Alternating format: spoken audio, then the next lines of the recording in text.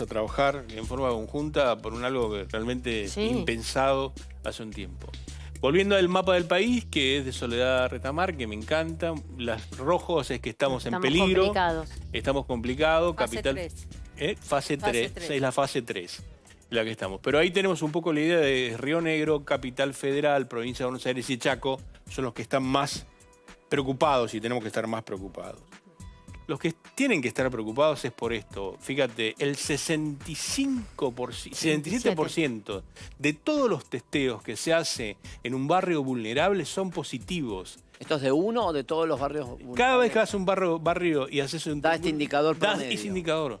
Te indica lo que venimos diciendo, la vulnerabilidad, el tamaño de la casa, la convivencia masiva. Las condiciones. Las dificultades de la higiene. Sí. Eso realmente marca mucho y creo que va a marcar. Vuelvo a decir, este virus no es democrático. No es democrático. No va a entrar, no sé quién lo hablaba con Nicolás, no va a entrar... es mucho más difícil que entre a un piso 10 de la calle Libertador, perdón que lo diga así, que a un barrio vulnerable, ¿no? Sí, o puede ingresar, pero también las herramientas a la hora de combatirlos son exactamente, y la llegada va a ser más... El acceso a la salud también es diferente. Exacto, ¿no? Exactamente. Ahora, lo que no entiendo, que después vamos a hablar con Santilli, en los barrios vulnerables, ¿la idea cuál es? ¿Aislar a los contagios dentro del mismo barrio? Exactamente, lo que van a hacer es cuarentenas cerradas. Comunitarios. Comunitarios. Pero evidentemente que ellos hacen un seguimiento, digamos, cuando empezó en el barrio 31, lo que hicieron es el positivo, a ese lo trasladaron y a todos los contactos lo que hacen es un aislamiento comunitario. Esto es lo que hicieron. Hoy estuvo el ministro de Salud, después lo vamos a hablar, en la 1114, donde también hay un montón de casos y estuvieron haciendo estos testeos. No sé cuál es el procedimiento que hacen adentro después. Hacen hisopados. Sí, hisopados, pero después cómo los siguen, ¿no? Porque cómo los cuidás. Ahora es el seguimiento es lo más importante. Quiero darles un dato positivo. Esto es regional, no tengo todo el país, pero estos son los hospitales que hay en la capital federal y estas son las camas de terapia intensiva que están ocupadas en el día de hoy. Lo puedes ver, lo voy a agrandar. O sea, son 12 camas solamente. Fíjate, hay 12 camas de todos los hospitales. Indudablemente, ahí tenés las 12 de los casos que están internados en terapia intensiva en la capital federal. Casos graves, podríamos decir. Graves, 12. Están intubados. Esto es del parte del día de ayer y los que más tienen son el Fernández y el Durán. El Hospital Fernández, perdón, y el Hospital Durán. Ahí te los marco para que... Esto es un parte del día de ayer. El Argerich creo que dice ahí, Doc. Exactamente, fíjate, 3 tiene el Fernández, 3 del Fernández, 3 tiene el Argerich. Y 2 tiene el Pena. Y el Pena, fíjate, en la zona de la parte sur de Capital Federal. Bien. Leves y moderados, hay casi 200 y pico que están internados. Esto un poco para decir, bueno, esto es lo que está pasando hoy en la capital. En la provincia de Buenos Aires, voy a tratar de conseguir los datos, y en el interior del país lo mismo para tenerlos. Pero ya mostré más o menos las provincias. Quiero hablar un poco de la mortalidad y empezarme a meter, a ver que compartan con ustedes si realmente es el momento para abrir o tenemos que estar con mucha precaución. Este gráfico es la cantidad de muertes que tiene Brasil y la nuestra. Si ves la parte final del gráfico, Vero, te vas a dar cuenta que Brasil tiene 11.123. Y nosotros tenemos 300. Y se lo veía Bolsonaro en un jet ski, paseando y... Sí.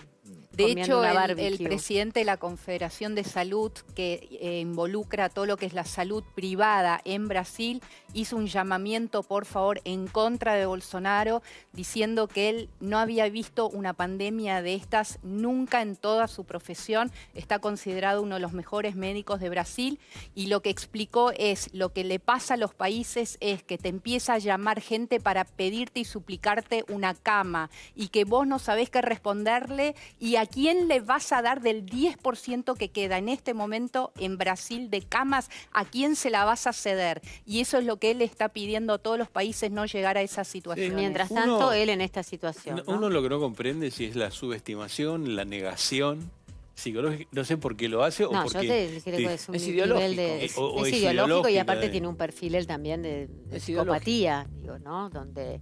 Él es el dueño del universo, él tiene la verdad, nadie lo puede contradecir y los que mueren porque es una depuración natural, porque son menos que él, porque son... ¿no? Merecen morir. Esa es la bajada que hace. Por suerte esto no pasó. Sobre todo priorizar la economía, que es el argumento más fuerte de Bolsonaro, decir Brasil no puede parar en el medio si se lleva vidas. Lo importante es que esto no nos pasa a nosotros, que cumplimos extremadamente bien las medidas y por eso estamos en este paso. En este gráfico que te muestro acá, Vero, es la mortalidad global. Fíjate, en el mundo es 36% por millón de habitantes. Y Argentina está bastante bien, que lo voy a remarcar para que lo veamos un poco mejor. Estamos al 6,6%. 6,6%, para tenerlo ahí un poco la imagen, ¿no? Y si uno lo compara con Bélgica, que se enojaron los belgas con Trump, porque le dijo de la mortalidad, es realmente muy grande la mortalidad que tiene Bélgica por la cantidad de habitantes que tiene. ¿Qué pasó con la mortalidad en la Argentina? Y quiero que prestemos atención en esto para que vean. Los primeros 100 casos, para tener 100 fallecidos, tardamos 38 días. Sí. De 100 a 200, 14 días. Y de 200 a 300, 11 días. ¿Cómo se va acelerando? Esto es... Uno se preocupa porque tenemos la apertura, entonces quiere entrar acá a ver si estamos en un momento correcto o no estamos correctos. No, según estos números, no. Y la cantidad de casos. Entonces, por los muertos que tenemos, desde el punto de vista sanitario, los muertos que tenemos, que no son muchos, y que la cantidad de casos que no son muchos, no sabemos qué va a pasar ahora si en esta semana, por eso tanto lo que decimos todos acá es que tenemos que tener mucho cuidado de lo que vamos a hacer en esta semana, porque esto está pasando. Pero, Doc, una pregunta relacionada con las camas. Esos muertos, y con el respeto de las víctimas, siempre recordando que hay gente fallecida, nombre, apellido, historia de vida. ¿Esa gente ni siquiera llegó a pasar la mayoría de esos fallecidos por una cama de terapia intensiva? Pasaron, han llegado y otros no. O sea, porque si no, no cerraría que haya tan pocas camas ocupadas, digo.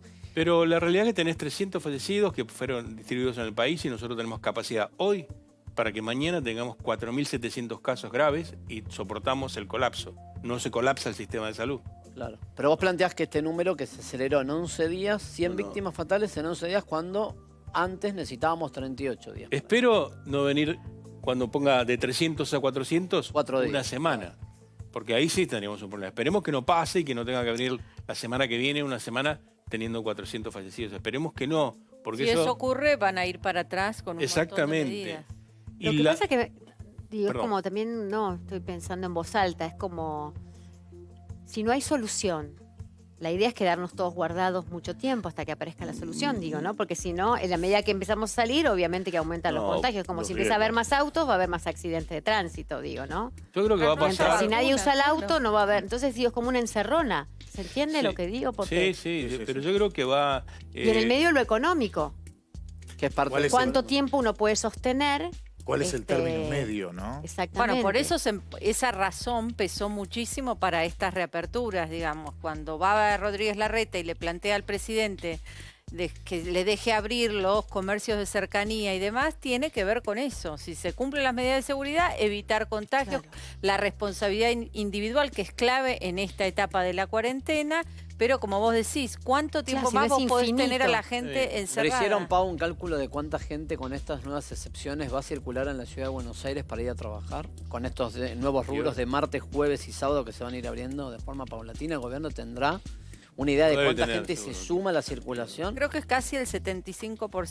75% de la población está liberada a partir de... En ciudad. Es un montón. Para que esto no sea más gráfico, 75%. No es en todo el país, estoy diciendo. Fíjense este gráfico, el 40% de los fallecidos son en Capital Federal y el conurbano bonaerense, la parte más cercana, lo que llamamos el AMBA. Quiere decir que esto no lo puedo extender a todo el país, la cantidad de fallecidos. Es un grupo muy importante en lo que está acá.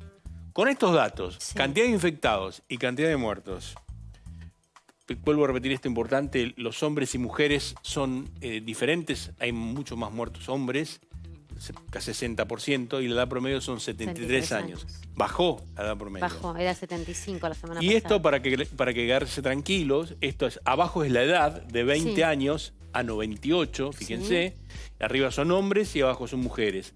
En la parte, hasta la parte edad media de la vida, hasta los 50 años, es muy poca la cantidad de personas que fallecieron. Bien. Tenerlo en claro también, por eso hay que cuidar tanto a los abuelos, porque estos gráficos te dicen y te certifican que tenemos que ser muy fuertes con el tema de los abuelos. No, y en esta apertura el cuidado va a ser si el joven, la joven sale a trabajar, cómo es el regreso al hogar habiendo un adulto mayor en casa, ¿no? Exacto.